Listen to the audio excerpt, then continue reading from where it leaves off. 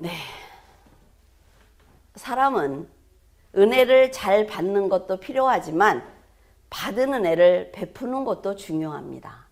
그리고 더 중요한 것은 받은 은혜를 갚는 좋은 성품을 갖는 거예요. 좋은 성품을 갖지 못한 사람은 열심히 몇십 년 동안 신앙생활을 하면서 노력을 하지만 그 노력했던 모든 것들이 헛수고가 되고 맙니다. 그래서 성품이라는 것이 이렇게 중요하단 말이죠. 여러분들이 좋은 인격을 갖는 것이 이렇게 중요한 거예요. 하나님께서 멀리하는 사람은 은혜를 당연하게 여기는 사람입니다. 아, 내가 기도하니까, 내가 교회를 다녀주니까 하나님께서 나를 구원하시는 게 당연해. 예수님이 나를 위해서 죽는 게 당연해. 모든 게 당연한 사람이에요. 하나님께서는 이런 사람을 어리석다라고 말씀을 하시면서 함께 하나님의 일을 하시지 않습니다. 이런 사람은 언젠가는 반드시 배신한단 말이죠. 그렇기 때문에 잠시 도구로 사용하기는 해요. 이 A라는 사람을 키우기 위해서 B라는 사람을 도구로 사용합니다. 이때는 굉장히 이 B가 충만하단 말이죠. 그러나 그 사람의 성품이 변하지 않기 때문에 배신이라는 길을 결국 갈 수밖에 없다는 거예요. 세상에 살다 보면 다양한 사람들을 만납니다. 하지만 성도들은 말씀으로 잘 판단을 해서 선한 관계를 맺기 위해서 노력을 해야 합니다. 어리석은 사람은 지혜가 없습니다. 여러분, 지혜가 없다는 것은 굉장히 슬픈 일이에요. 지혜가 없기 때문에 영적 지식과 세상을 올바로 판단하도록 역사하시는 성령의 도움을 받을 수가 없어요. 성령께서 우리와 함께 하심에도 불구하고 그 성령의 도움을 받을 수 없단 말이죠. 지혜가 없는 사람들과 어울리면요, 배울 것이 없습니다, 여러분. 그래서 성장할 수가 없어요. 부모가 지혜가 없으면 자녀는 세상을 판단하는 기준을 배울 수가 없습니다. 목회자가 지혜가 없으면 성도들은 영적 지혜를 배울 수가 없어요. 그래서 지혜를 갖기 위해서는 말씀대로 여러분들이 살아보는 것이 굉장히 중요합니다. 말씀은 이미 아시잖아요. 내가 살지 않기 때문에 그 길을 모르는 거예요. 선한 말씀의 기준이 없으면 미련한 사람들의 영향을 받게 되죠. 왜? 내가 판단 기준이 없으니까. 그래서 자신의 수준을 높여야 하는 거예요. 그래야만 통찰력 있는 사람들과 관계를 맺을 수가 있습니다. 세상에 나가서는 물론 이해관계죠. 세상에 나가서는 내가 원하는 그렇게만 살 수는 없어요. 그리고 영적으로 저 사람 믿음이 없으니까 같이 살면 안 돼. 이렇게 할 수 없어요. 그런데 그 사람 안에 있는 지혜는 보는 눈이 있다는 거예요. 그 사람과 어떤 관계를 맺어서 내가 세상에서 어떻게 살아낼 것인지 그런 통찰력 있는 사람들을 구별할 수는 있다는 거죠. 자, 그렇기 때문에 여러분이 먼저 하나님의 뜻을 깨닫는 지혜를 가지고 있어야 합니다. 성도들이 미련한 자리에 머물러 있다면 결국 어때요? 똑같은 사람을 만납니다. 어쩔 수 없죠. 같은 수준의 사람을 만나게 되는 거예요. 그 사람하고 대화를 하면 굉장히 편하거든요. 같은 수준이니까. 그런데 지혜 있는 자와 대화를 하면 힘들어요. 왜냐하면 내가 깨닫지 못하는 걸 계속 얘기하니까 힘든 것입니다. 하지만 영혼 구원에 동참할 수는 없습니다. 그래서 지혜 있는 사람들과 사귀어야 되는 것입니다. 매사에 잘 판단할 수 있는 올바른 지식을 갖추기 위해서는 하나님의 지혜를 받고 행해야 합니다. 받기만 해서는 안 돼요. 반드시 행해야 되는 거죠. 이렇게 지혜로운 사람들과의 관계는 하나님 안에서 오래 지속될 수가 있습니다. 서로에게 도움을 주기 때문에 함께 성장할 수가 있어요. 겸손한 심령을 가진 사람이 지혜로운 사람과 관계를 맺으면 그리스도의 사랑을 배우게 됩니다. 그래서 선한 인생을 살 수가 있어요. 교만한 사람은 지혜 있는 자를 만나면 공격하게 되어 있습니다. 그런데 심령이 가난하고 겸손한 사람은 지혜로운 자를 만나면 더 지혜로워져요. 너무 신기하지요? 지혜를 가진 사람 역시 마찬가지죠. 자신을 희생해야만 그 지혜가 드러나는 거예요. 그런데 그것은 결코 쉽지 않습니다. 희생의 노력을 통해서 계속 반복해서 이런 삶을 살아야만 그리스도의 희생을 직접 경험하는 은혜를 받을 수가 있습니다. 하나님의 나라를 위해서 헌신하며 그것을 통해 보람을 느끼는 사람과 나눌 줄 모르고 자신만을 위해 사는 사람의 삶은 절대로 같을 수 없습니다. 그래서 사랑을 주는 것도 중요하지만 받는 사람이 사랑을 주는 사람의 희생의 그 시간까지 헤아리는 것, 그것이 너무나 중요한 것입니다. 저 사람은 나한테 사랑을 주는 사람이야. 당연해. 왜? 나는 받을 만하니까. 이러면 그 관계는 이어지지 않는다는 거예요. 저 사람이 나한테 사랑을 주기 위해서 어떤 삶을 살아왔는지를 헤아려야 합니다. 그러면서 감사하는 마음을 가질 때 하나님께서 보시는 거죠. 아, 여기까지 이 아이가 생각을 하는구나. 그러면 이 아이는 쓸만하네. 하나님께 인정받는 삶을 살아야 된다는 거예요. 사랑을 받는 것을 당연하게 생각하면 결국 성숙하지 못합니다. 그런 성숙한 인격을 가질 수가 없어요.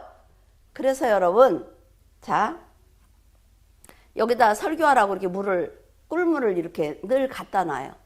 그런데 여기다 뚜껑만 덮어놓고 물이 없어. 근데 내가 필요해서 먹으려고 그러는데 물이 없는 거예요. 깜빡했어요. 뚜껑만 덮었네. 그러면 어떻게 해요? 감사할 수 없죠. 그러나 우리가 하나님이 필요하실 때마다 하나님, 제가 준비했습니다. 제가 준비했습니다 하고 앞에서 계속 감사를 표하면 하나님께서 관심을 갖게 되는 거예요. 그 사람에게. 너무 중요한 얘기입니다. 이지윤 집사님이 목사님 제가 저녁에 나와서 기도 시작했어요. 얼마나 기쁜지 몰라요. 기분이 날아갈 것 같습니다. 본인은 어때요? 자랑하는 거예요, 저한테. 제가 저녁마다 와서 기도를 하거든요. 자랑하는 거거든요. 근데 저는 너무 대견하고 너무 예쁜 거예요. 그게 뭐예요? 하나님께 감사를 표하는 마음입니다. 제가 하나님께 나와요. 하나님, 제가 이제 너무 늦었지만 하나님, 제가 이제 나와요. 그럼 하나님 보실 때 너무 대견하거든요. 자, 그림을 한번 띄워볼까요? 우리가 하나님을 믿으면 어떻게 됩니까? 믿음을 갖게 되죠. 우리가 믿음을 가지면 좋은, 거듭났다 이래요, 우리가. 근데 이거는 참 애매한 얘기예요, 거듭났다는 말은. 자, 믿음을 가지면 좋은 성품으로 바뀝니다. 좋은 성품으로 바뀌어요. 자, 내가 좋은 성품으로 바뀌면 어떻게 돼요? 말과 행동이 달라져요. 그리고 희생하는 걸 즐거워하게 됩니다. 그것이 하나님을 믿는 사람이에요. 하나님을 믿으면 믿음이 생겨요. 믿음이 생기면 좋은 성품을 갖게 됩니다. 좋은 성품을 가졌더니 말과 행동과 희생을 할 수 있게 됐어요. 좋은 말과. 사람들이 우리를 보면서 하나님을 믿는 사람이라고 말합니다. 여기서 내가 변화되지 않은 것이 있습니까? 그러면 어때요? 믿음을 갖지 않은 거예요. 무슨 말인지 알겠어요? 내가 하나님을 믿는다고 말을 하는데 나는 믿음을 갖지 않은 겁니다. 내가 좋은 믿음, 거듭난 믿음을 갖지 못했기 때문에 내 성품은 변하지 않아요. 내가 화내면, 혈기나면 언제든지 혈기를 내고, 내가 쾌락을 즐기면 언제든지 내가 쾌락을 선택할 수 있고, 뭐예요? 성품이 변하지 않은 거예요. 변하지 않은 겁니다.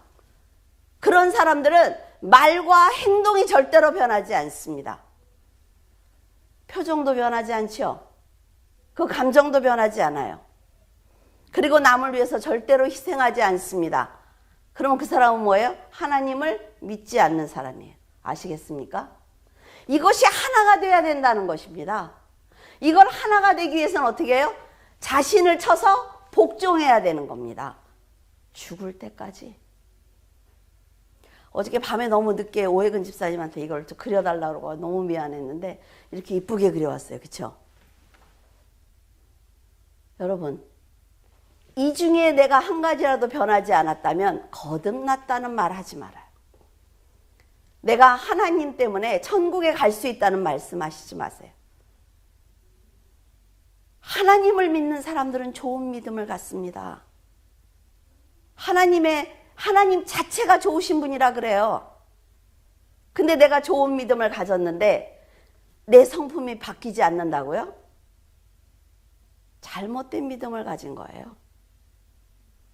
하나님과 선한 사람에게 은혜를 갚을 줄 아는 좋은 성품을 가질 때 하나님께서 그의 인생을 아름답고 영화롭게 하도록 도와주시는 것입니다. 하나님이 나를 도와주도록 움직여야 된다 말이죠. 사랑을 주면서 기쁨을 느끼는 사람은 하나님께서 어떤 마음으로 독생자를 이 세상에 보내셨는지 그 사랑의 깊이를 더 깨닫기 때문에 더 지혜로워집니다. 이런 사랑을 받고도 감사하지 못하는 사람은 인생을 넓게 보는 눈이 없다는 거예요. 그렇기 때문에 늘 자기중심적입니다. 그래서 인간관계를 맺을 수가 없어요. 다 내가 옳아. 저 사람보다 다 내가 잘났어. 저 사람의 판단보다 내 판단이 옳아. 이러니까요. 어때요? 감사할 조건이 없는 거예요. 상대가 한두 번 감사를 표하지 않을 때는 희생하는 사람이 도리어 생각을 합니다. 어떤 이유가 있겠지. 변명거리를 찾아줘요. 여러분들도 자녀들 키우면서 그렇지 않습니까? 아이들이 말을 안 들으면 공부하나 보다. 애가 뭐 너무 피곤한가 보다. 이렇게 변명거리를 찾아준단 말이에요. 그런데 그것이 한 번, 두 번 반복되면 어떻습니까? 그 관계는 이어지지 않아요. 하나님의 마음도 이와 같습니다. 은혜를 받을 때마다 하나님께 감사를 드리고 기쁘시게 하기 위해서 헌신하는 사람에게는 더 큰 사랑을 주기 위해서 하나님이 관심을 가져요. 이 아이가 지금 마음이 어떻지? 이 아이가 지금 무슨 생각을 하고 있지? 이 아이에게 필요한 것이 무엇이지? 하나님이 생각하신단 말이에요. 그래서 부족한 부분을 채워주시는 거예요. 그래서 여러분들에게 말씀을 드리죠. 하나님이 아까워하는 사람이 되라는 것입니다. 감사의 표현은 각자 다를 수가 있습니다. 시간적으로 헌신할 수 없는 사람은 물질적으로 헌신하면 돼요. 그리고 물질적으로 여유가 없는 사람은 시간적으로 헌신하면 됩니다. 하나님께서는 다 받으세요. 뭘 받아요? 그 사람의 마음을 받으시는 거예요. 하나님이 언제 돈 갖고 와라 그러셨어요? 잘못 배워서 그래요. 헌금 얘기만 하면 막 진저리들을 쳐 성도들이. 그런데 하나님 앞에 헌금해야 됩니다. 그게 맞는 거예요. 언제요? 내가 하나님의 사랑을 깨달았을 때. 하나님께서 나와 함께 하신다는 것을 믿었을 때 진실한 마음으로 드려야만 된다는 거죠. 하지만 자신의 필요에 따라서 하나님을 이용한다고 판단을 하시면 축복의 문을 닫아버리십니다. 그리고 아무리 와서 울고불고 해도요, 그 기도를 듣지 않으세요. 이것이 하나님이란 말이에요. 우리가 하나님을 믿는다면 하나님이 어떤 분인지 그 성품을 알아야지요. 사람들은 자신의 얄팍한 행동을 아무도 모를 것이라는 잘못된 생각을 가지고 있습니다. 그러나 그렇지 않아요. 인생을 이 정도로 이렇게 한 70대 도록 살아보면 인생이 보이지 않습니까? 인생이 거미줄처럼 얽혀 있다는 것이 보여요. 여기에서 먹이가 물려 있는데 어때요? 거미는 여기서 그 흔들림을 가지고 잡으러 오잖아요. 우리가 10년 전에 또 1년 전에 했던 말과 행동이 흔들림이 돼서 사탄이 오든지 하나님의 역사가 오시든지 반드시 하나님이 응답하신다는 거죠. 여러분, 우리가 하루하루를 막 사는 것 같지만 우리도 모르는 사이에 사람들에게 인정을 받습니다. 내가 이렇게 인정받을 일을 했나? 근데 인정을 받아요. 그리고 또 미움을 받기도 해요. 아무 짓도 안 한 것 같은데. 노력하지 않은 일이 해결되기도 하고 노력을 해도 실패하기도 합니다. 이게 인생이에요. 그래서 늘 동일한 마음과 행동으로 그 일이 언제 나에게 응답으로 올지 모르니까 오늘 하루를 좋은 성품을 가지고 살아내야 하는 것입니다. 싫어도 해야죠. 미워도 품어야 됩니다. 그렇지 않아요? 살다 보면 며칠 전 혹은 몇 년 전에 자신이 한 말과 행동이 부메랑처럼 자기에게 돌아와서 복이 되기도 하고 해가 되기도 합니다. 이것은 인생이 하루에 끝나는 것이 아니라 죽는 그 순간까지, 아니 죽어서도 영원토록 연결되어 있다는 것을 보여주는 것입니다. 여러분들이 오늘 믿음을 갖고 있어야 천국에 갈 수 있단 말이죠. 하루하루를 믿음을 갖고 살아야 돼요. 언제 하나님 만날지 어떻게 아십니까? 그래서 지금 하는 말과 행동이 여러분의 미래를 결정할 수 있기 때문에 오늘 하루를 똑바로 사는 것이 너무나 중요한 것입니다. 여러분의 마음은 중요치 않아요. 어떻게 가르쳐요? 나는 나야. 내 인생은 내 거야 라고 가르치지만 그렇지 않습니다, 여러분. 예수님께서는 죄인에게 어떤 대가도 바라지 않고 생명을 주셨습니다. 생명을 주신 예수님의 은혜를 우리는 값없이 받았지요. 그러니까 그 은혜를 은혜로 받는 성숙한 인격을 가지고 산다면 영원한 생명을 받는 더 큰 복을 받는다는 거예요. 지금 여러분들이 갖고 있는 것이 많습니까? 굉장해요. 이 세상은 그 위에 갖고 있는 사람들이 훨씬 더 많잖아요. 올라갈 때가 그렇게 많아요. 그러면 하나님 필요한 것 아닙니까? 그런데 어때요? 성도들은 지금 대가를 지불하는 것처럼 신앙생활을 하고 있습니다. 예수님께서 천국에 와달라고 하신 것처럼 교회를 다녀주고 있어요. 예배를 드려주고 있습니다. 봉사를 하면서도 기쁨이 없단 말이죠. 진정한 감사를 모르는 사람들이 보여주는 전형적인 모습입니다. 값없이 주신 은혜를 은혜로 받을 줄 모르고 진정한 감사를 형식적으로 표현하기 때문에 하나님과 온전한 관계를 맺을 수가 없어요. 죽도록 하나님의 일을 하면서 하나님이 나 너 몰라? 이러신다는 거예요, 여러분.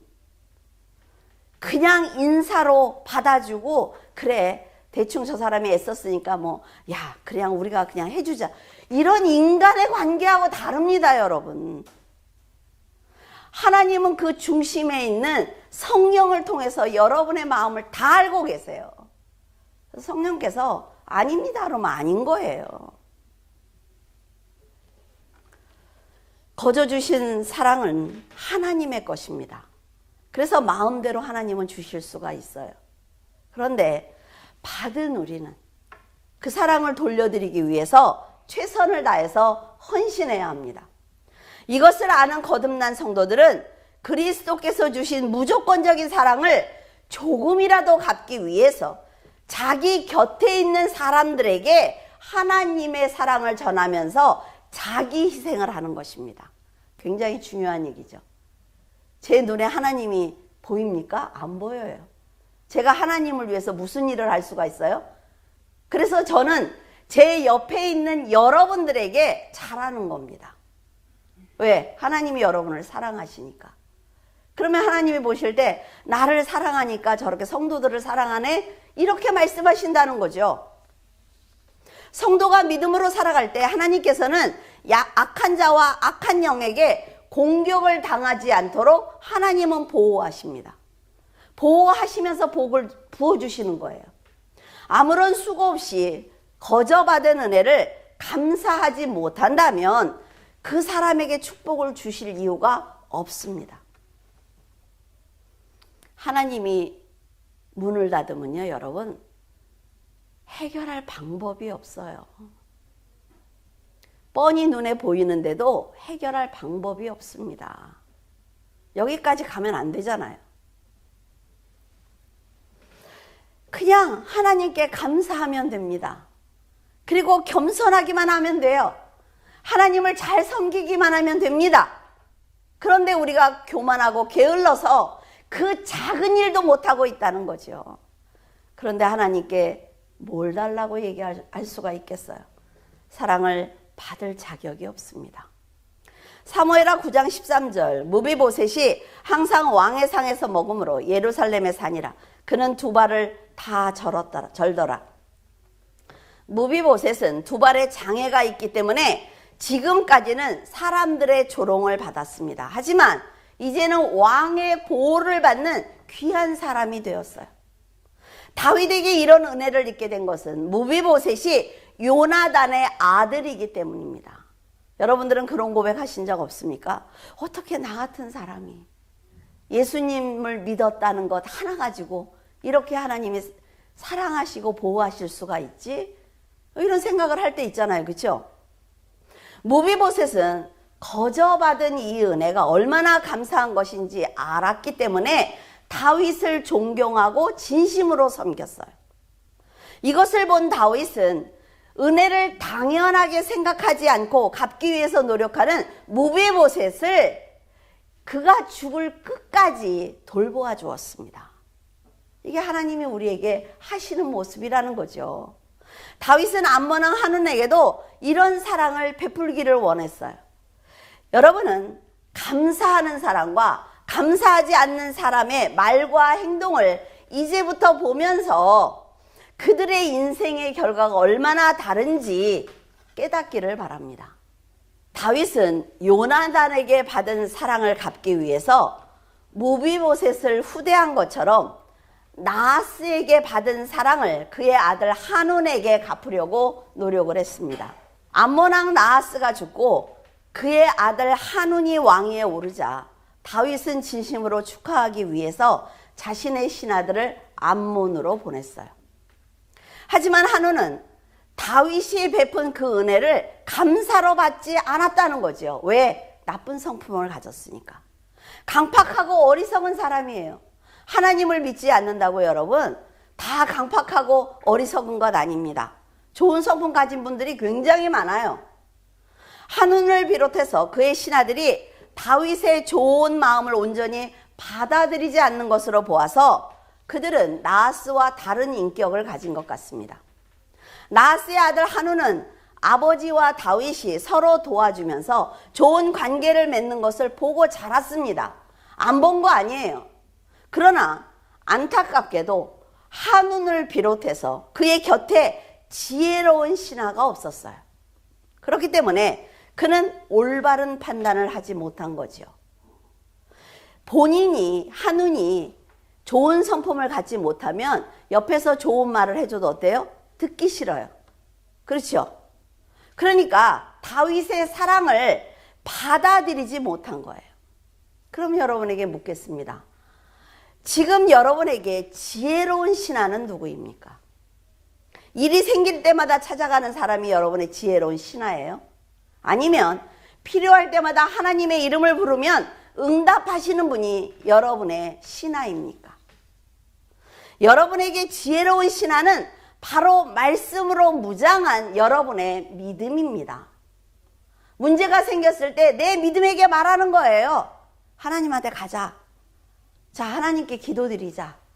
오늘은 어떤 기도를 드릴까? 내 신하가 있잖아요. 그 믿음이 있다면 받은 은혜를 감사할 줄 아는 지혜가 있습니다. 그리고 그 은혜를 갚기 위한 희생을 할 수가 있어요. 그런 사람은요, 죄를 반복하지 않습니다. 반짝이는 지혜와 자기 희생이 없기 때문에 축복으로 이어지지 않는 것입니다, 여러분. 하나님이 문제를 해결할 때는요, 참 신기해요. 어떻게 저 사람이 나한테 왔지? 어떻게 이 문제가 이렇게 풀릴 수가 있지? 정말 신기하다고요. 그 경험을 하시라는 것입니다. 간사한 방백들이 한운에게 이런 말을 합니다. 다윗은 블레셋과 모압을 처참하게 죽인 그런 사람입니다. 근데 그런 사람이 우리에게 사신을 보냈다는 것은 우리와 좋은 관계를 맺으려고 하는 것이 아니라 우리를 정탐하고 난 다음에 공격하려고 하는 거예요. 이런 말을 합니다. 이 말을 들은 한운이 아버지와 다윗의 관계, 그리고 지금까지 보았던 다윗의 좋은 성품을 생각했다면 옳은 판단을 할 수가 있습니다. 여러분, 왜 승진하려고 합니까? 승진하면요, 위로 올라가면 훨씬 더 많은 좋은 정보를 가질 수가 있어요.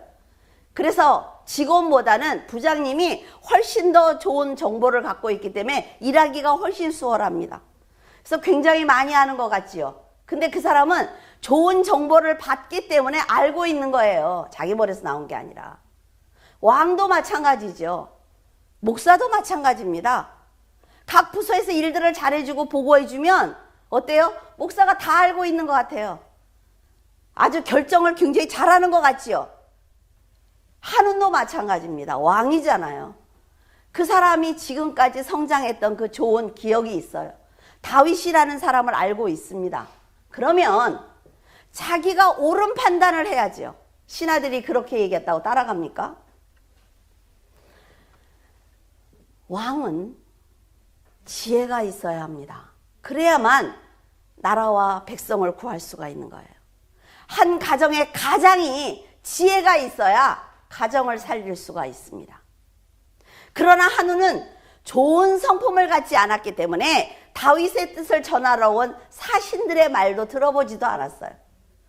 듣고 난 다음에 쫓아내도 되잖아요. 그렇죠? 만약 사신들의 말을 들어보는 마음에 여유가 있었다면 그들을 능멸하지 않았을 것입니다. 그리고 그에 따른 엄청난 고통을 당하지 않아도 되었어요. 한우는 다윗의 신하들을 붙잡아서 수염 절반을 깎았습니다. 이렇게 유태인들 보면 수염 이렇게 있잖아요. 여기 쌍수 잘라니 얼마나 창피했을까요? 그리고 그들은 겉옷을 입잖아요. 그것을 어때요? 이 볼기 있는 데까지 잘랐대. 무슨 그런 짓을 해? 어른이. 수염을 깎는 것은 사신을 노예로 대하는 수치를 주기 위한 행동입니다. 의복을 자른 것은 이스라엘과 다윗 왕을 하찮게 여긴다는 뜻이에요. 사신들이 심하게 모욕을 당했다는 보고를 들은 다윗은 분노했습니다. 그리고 사신들이 부끄럽지 않도록 얼마나 이 사람의 배려를 보세요. 그 사람들이 예루살렘으로 바로 들어오면 조롱거리가 되니까 부끄럽지 않도록 여리고에서 수염이 자라고 너희들이 부끄럽지 않을 때 들어와 라고 배려해 줍니다. 좋은 관계를 이어가기 위해서 보낸 사신을 노예처럼 수염을 깎고 옷을 잘라서 수치를 준다는 것은 전쟁을 선포하는 것과 같습니다. 은혜를 은혜로 받지 않는 사람들은 꼭 이렇게 쓸데없는 문제를 만들어요. 입을 다물고 있으면 되는데 꼭 입을 열어서 말을 해. 그래서 문제를 만들어. 왜 그러는지 모르겠어요. 그냥 말 안 해도 다 아는데 꼭 말을 해. 안 보태도 되는데.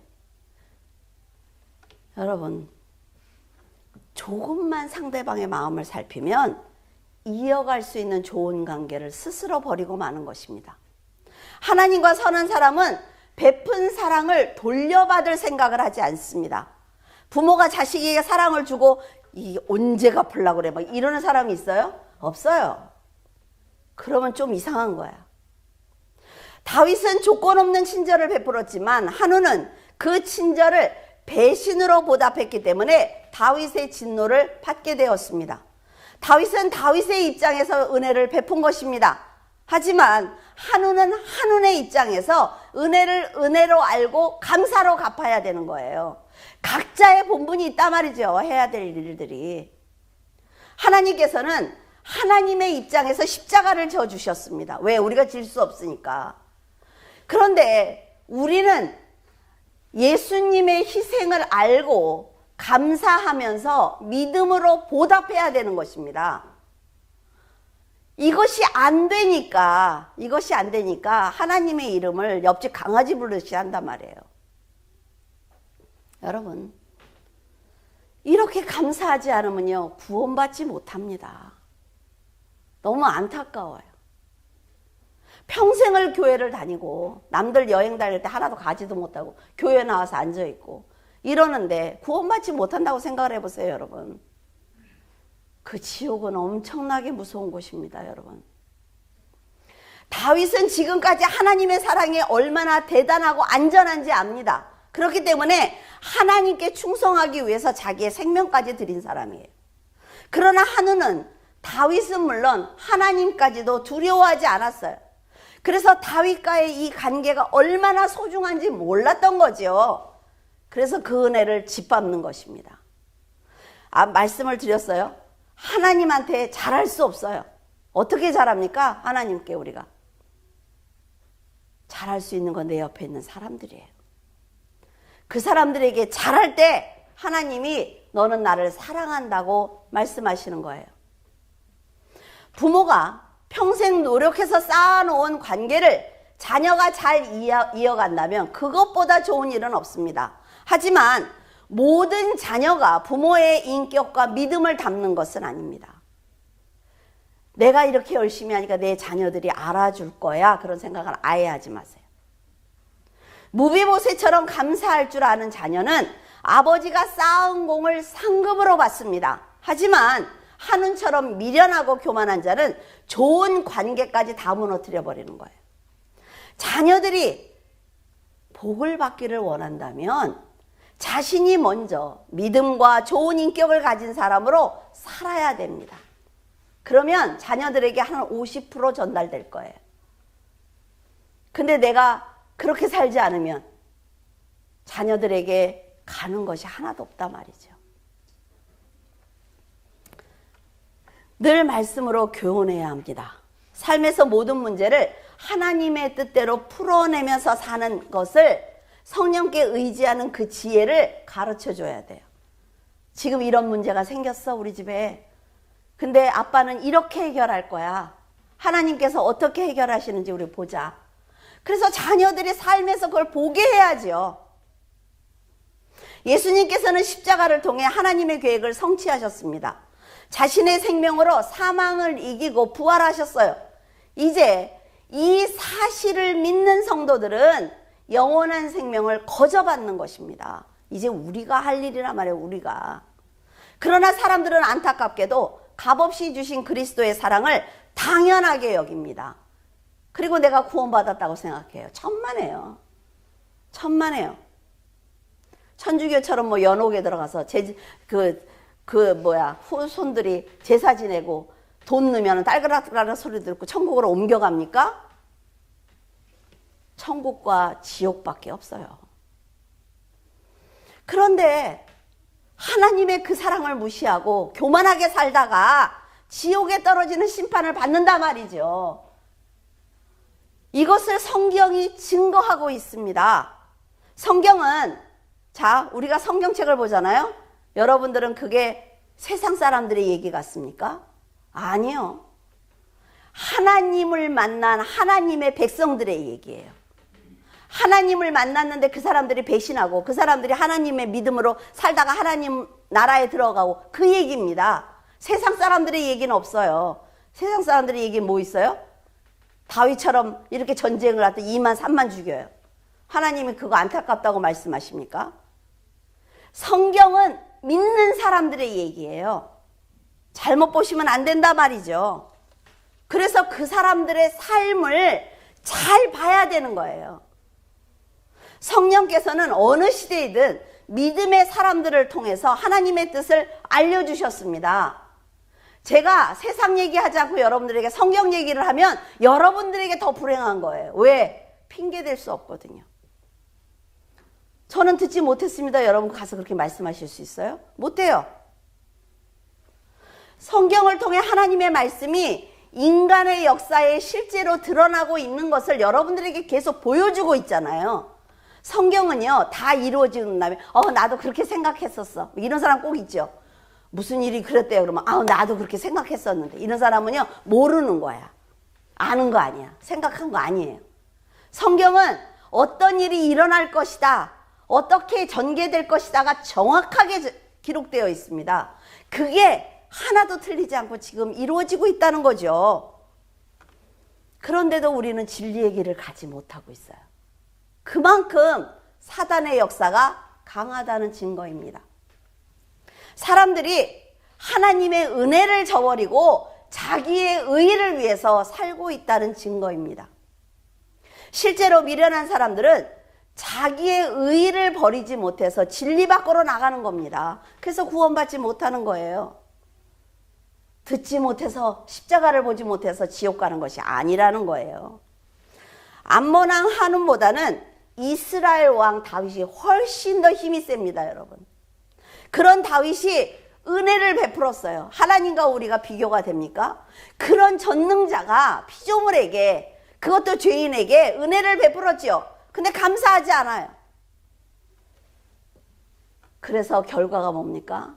한운과 다윗의 관계가 단절되고 만 거예요. 한우는 다윗이 보낸 사신들을 모욕하고 나서 생각해 보니까 자기가 너무나 큰 일을 저지른 것입니다. 알지요? 죄 짓는 사람이 죄 짓는 거 모릅니까? 알아요. 여러분 몰라요? 저는 알아요. 하고 싶지 않아, 그 일을. 그런데 뭐 내 감정이 이기고 그걸 해요. 지혜가 있다면 처음부터 다윗에게 그렇게 하지 않았을 것입니다. 그런데 더 최악이 있어요. 그거는요, 한운이 자기 잘못을 깨닫고 한 행동입니다. 그는 다윗과 전쟁을 대비하기 위해서 자기를 도와줄 나라와 사람들을 돈을 주고 고용을 합니다. 우리는 뭐 그러진 않지요. 이런데 아니요. 점점 교만해지는 것이요. 여러분, 사단에게 돈을 주고 내가 교만해지는 거예요. 똑같은 것입니다, 여러분. 문제를 해결하는 것만 봐도 그 사람의 수준을 알 수가 있단 말이죠. 지혜가 있으면 일을 그르치기 전에 우선순위를 정해서 행동을 합니다.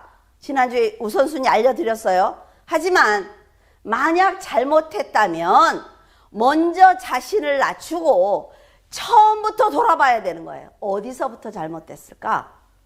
처음부터 시간을 두고 천천히 생각을 하면서 그때 필기를 하는 거예요.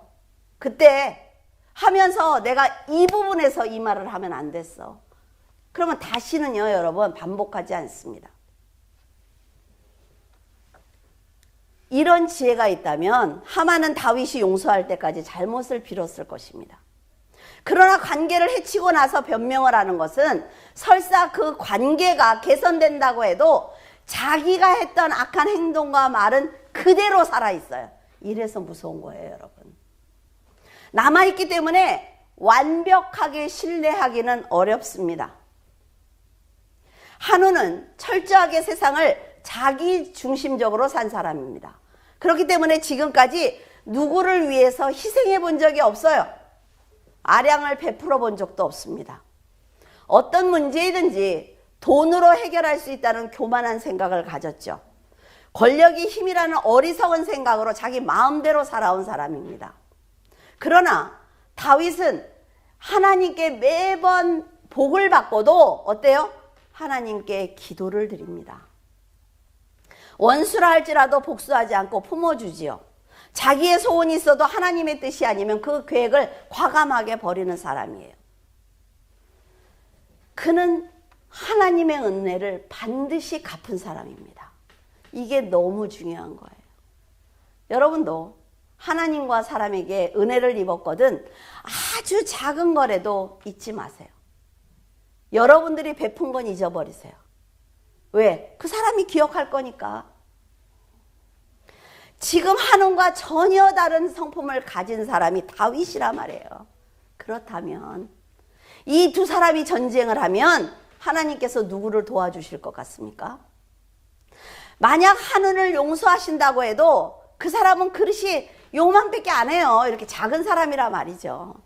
이런 사람을 하나님이 그래 용서했어. 내가 너한테 은혜를 줄게. 폭포 밑으로 데리고 가세요.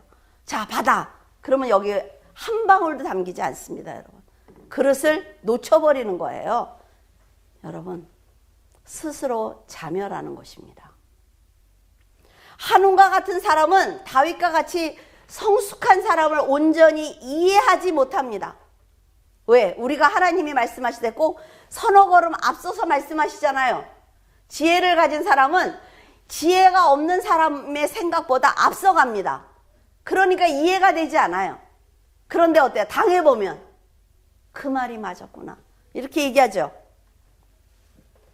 그래서 어리석은 사람은 자기 식으로 바꾸어서 이해합니다.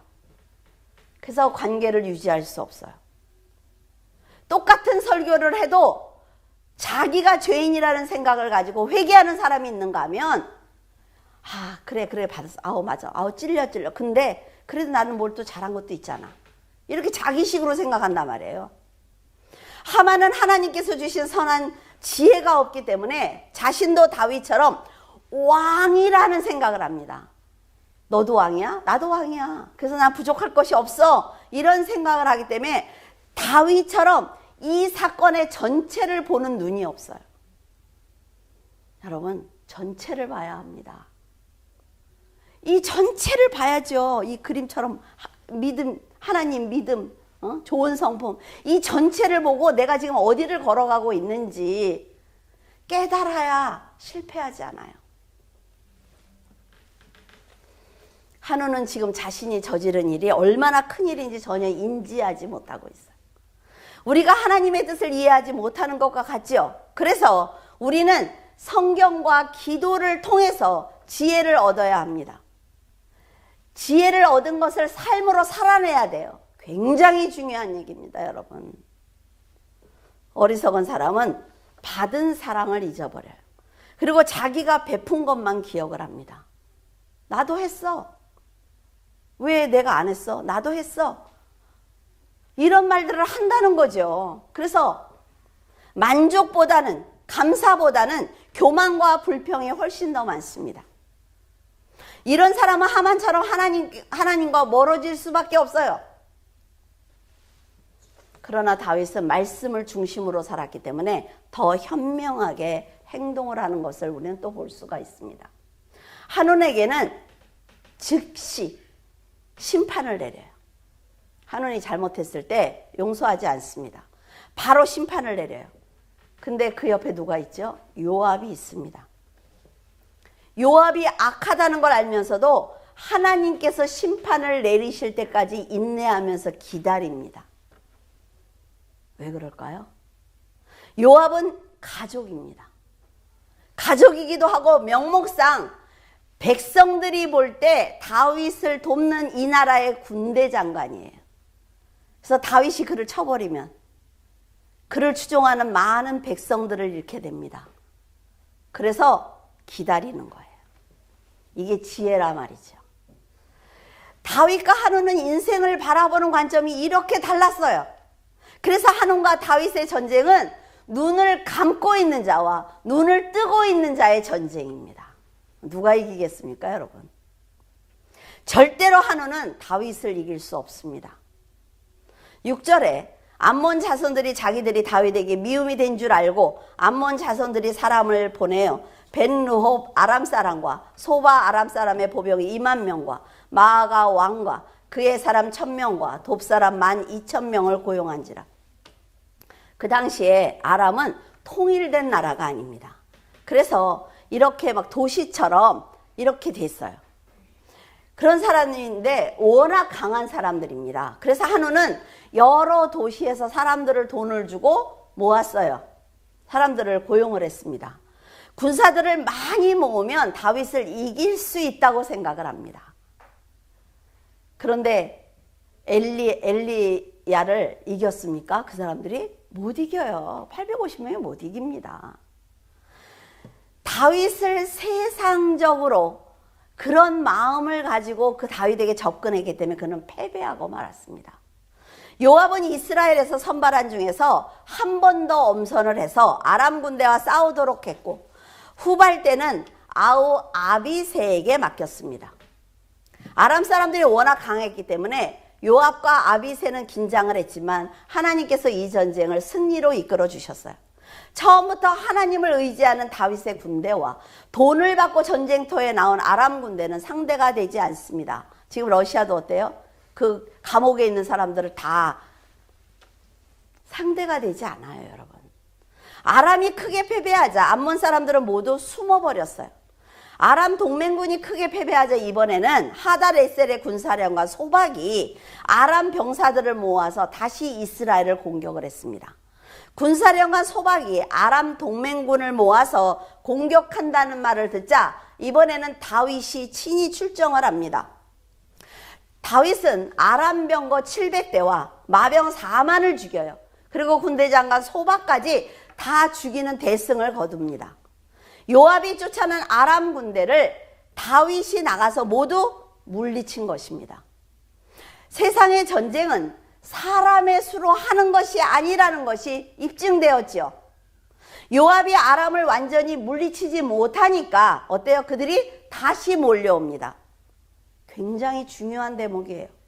이것처럼 사탄의 유혹과 미혹과 욕심을 완벽하게 물리치지 않으면 다시 공격을 당합니다. 다시 유혹을 당해요. 그러니까 성도들은 완전히 내가 변할 때까지 성령께 의지해서 돌아서야 되는 것입니다. 이게 회개예요.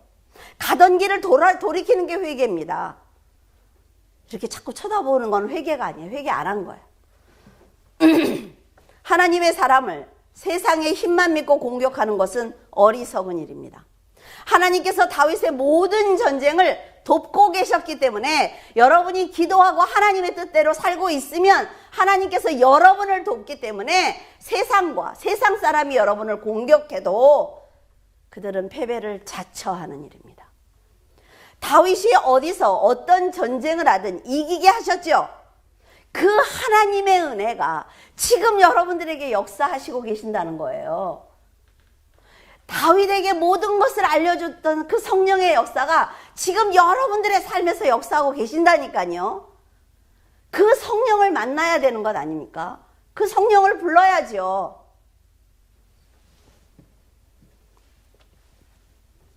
군사령관 소박이 다윗에게 패배하자 하달 에셀에게 속한 모든 왕들은 다윗에게 굴복을 했습니다. 화친을 정했어요.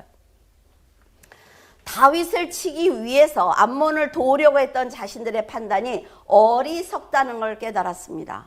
그래서 다윗에게 굴복을 했죠. 다윗은 그들에게 뭐 한 거 없어요. 그들은 도우려고 하다가 다시 화친을 하러 왔죠. 이게 하나님의 역사입니다. 내가 일일이 그들을 찾아가서 굴복시키지 않아도 하나님께서 굴복시킨다는 거예요. 올바르만 살면. 세상의 힘은 아무리 강해도 하나님께서 손을 딱 들면 모래성을 엄청나게 쌓아놔도요, 파도에 휩쓸리는 그 모래성과 똑같은 것입니다. 세상 두려워하지 말라고요. 마지막까지 가보는 거예요. 끝까지. 그 순간까지 가보는 겁니다. 한우는 다윗보다 군사들의 수가 훨씬 많다는 생각을 했기 때문에 아람 군대가 패배할 거리라는 생각을 아예 하지 않았어요.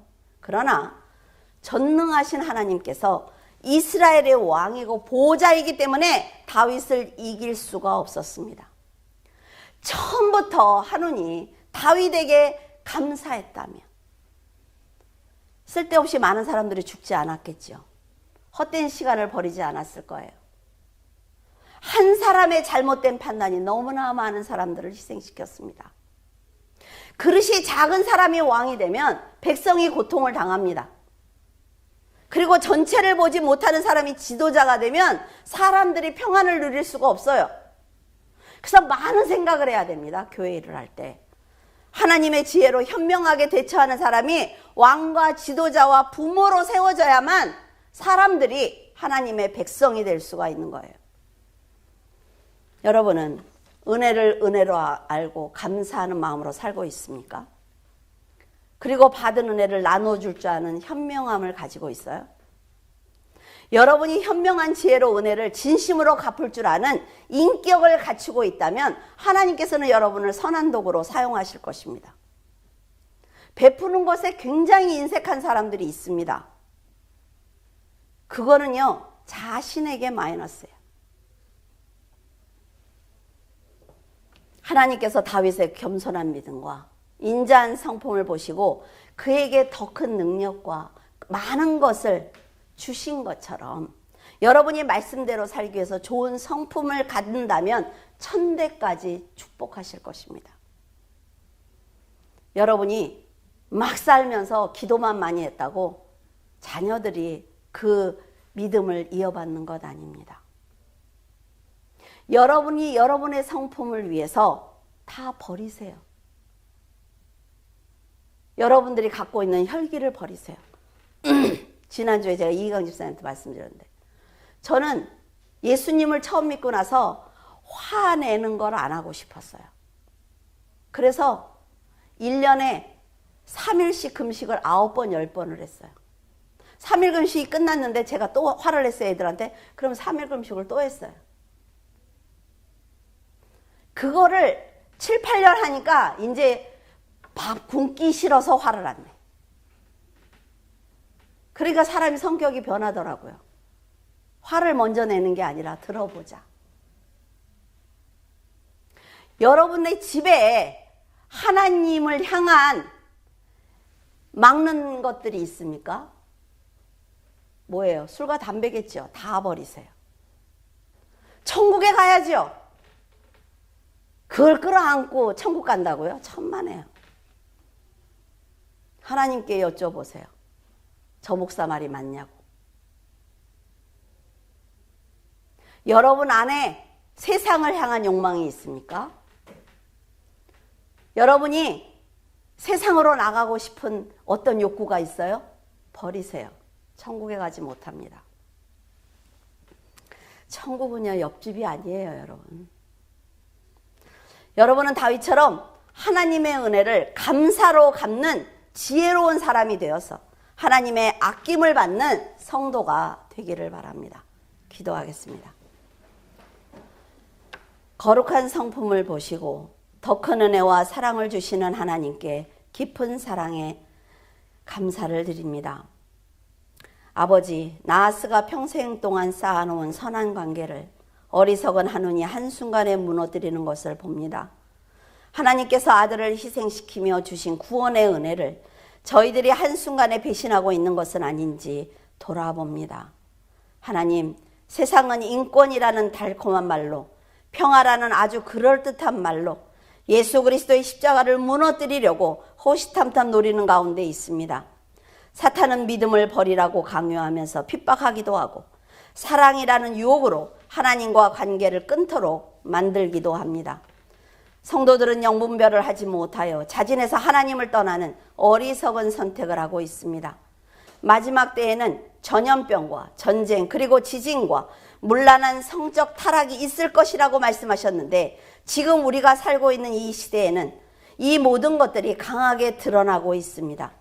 소돔과 고모라처럼 남자가 남자와 여자가 여자와 성적 쾌락을 즐기며 타락하는 것을 보면서 이제 그리스도의 재림 나팔 소리를 들을 날이 멀지 않았다는 것을 실감하고 있습니다.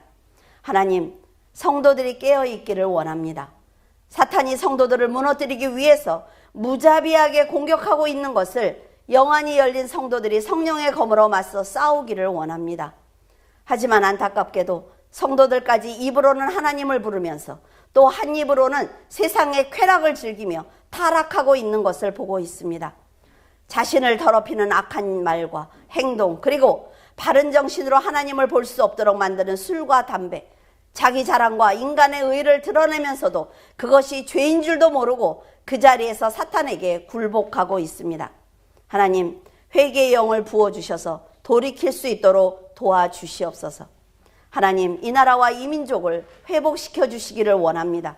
교회와 성도들이 먼저 하나님께 통곡하고 회개하며 자신의 죄를 자복하여 악한 길에서 돌이키게 도와주시옵소서. 물줄기 교회 성도들을 지켜주셔서 모두 활짝 열린 천국의 문을 통과하게 하시고 헛되고 헛된 세상을 위해서 살지 않도록 도와주시옵소서. 한운처럼 어리석은 자가 되지 않고 다윗처럼 현명한 자가 되어 하나님의 사랑을 받는 성도로 지켜주시옵소서. 감사드리며 예수 그리스도 이름으로 기도드립니다. 아멘.